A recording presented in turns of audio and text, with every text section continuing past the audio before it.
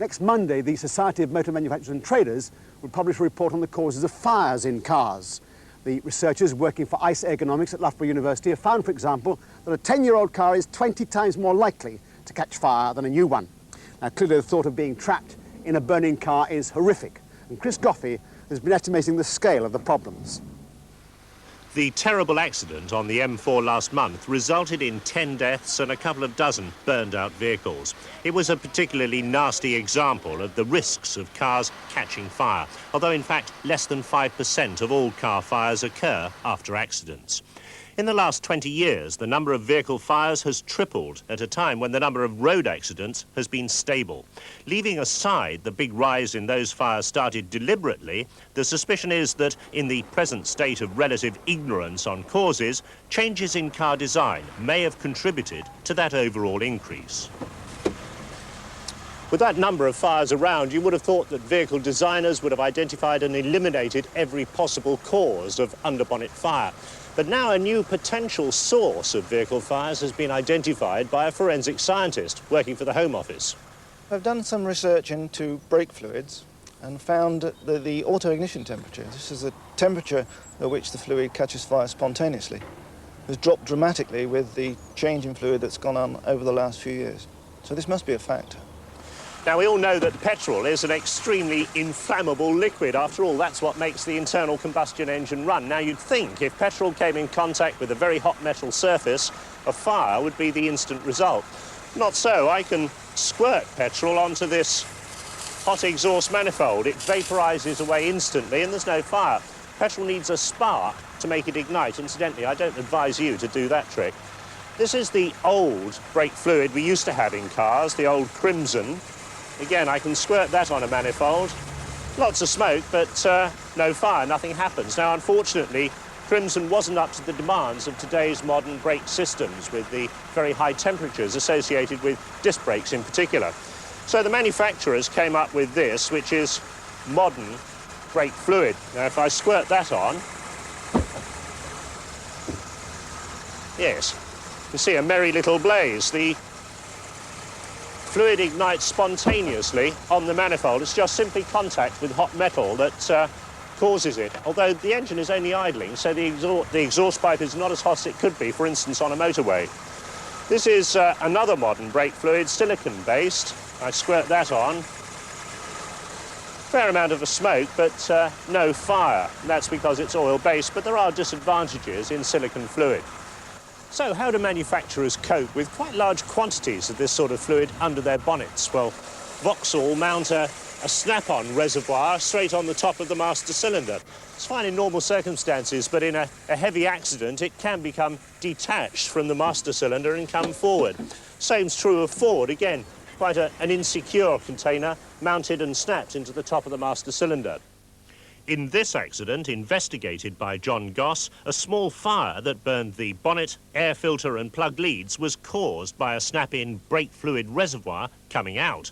It sprayed the hot exhaust manifold, but as the fire didn't spread, the plastic reservoir was found intact under the bonnet. Normally, they're completely burned in the fire, disguising their possible role as a cause. I found in my test that the snap-on reservoir will pull off at a 20 pounds pull. This means that you're going to talk in terms of 20 to 30 G decelerations, the sort of forces that you get in modest accidents in the 20 to 30 mile an hour range. Other manufacturers take a different view. The Rover Group, for instance, securely pin their reservoir to the top of the master cylinder. And on the Peugeot 405, even though it's got a snap-in reservoir, it's all located behind a separate bulkhead so that it can't possibly come in contact with the engine. These problems should have been identified by the EC barrier test, and that hasn't been realistic in the past.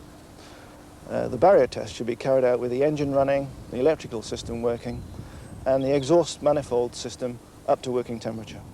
If that had been carried out in the past, then I'm pretty sure this problem would have been identified very much earlier. No matter how careful the manufacturers are, there are still bound to be some car fires. Now, if it happens to you, what do? You don't open the bonnet to see what's going on. That just admits more air to the fire and makes it even worse. If you've got a proprietary extinguisher, you're supposed to aim it through a narrow gap in the bonnet, the source of the fire. That's very difficult to do, and of course the container isn't very big and runs out before the fire is finished. Now there's a new system on the market called Fire Trace.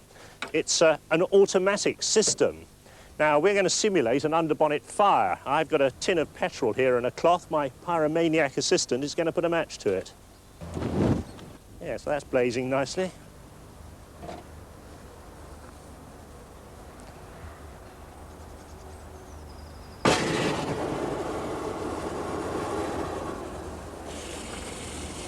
Well, that's certainly put the fire out. What's happened is a pressurised container of halon runs through this plastic tube.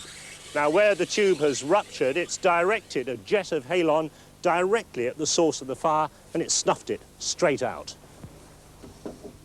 The same system can be used in any electrical wiring installation, either in buildings or behind a car's instrument panel.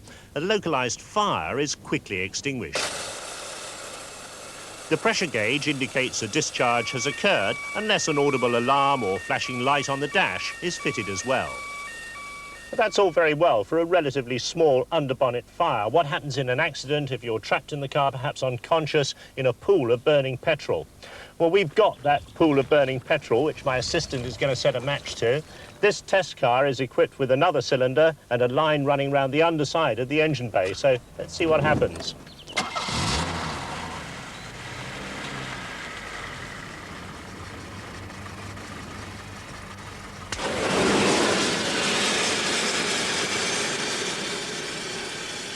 The device certainly seems to work very effectively indeed. It'll be available on the aftermarket, but I think it's too important to leave to somebody to decide to fit to their car. It's something all manufacturers should be fitting as standard.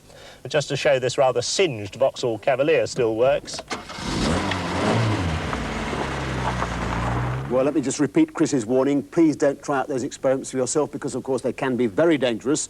That apparently anonymous car park was at the fire extinguisher factory itself, and we had lots of skilled people standing by just out of sight in case something went wrong.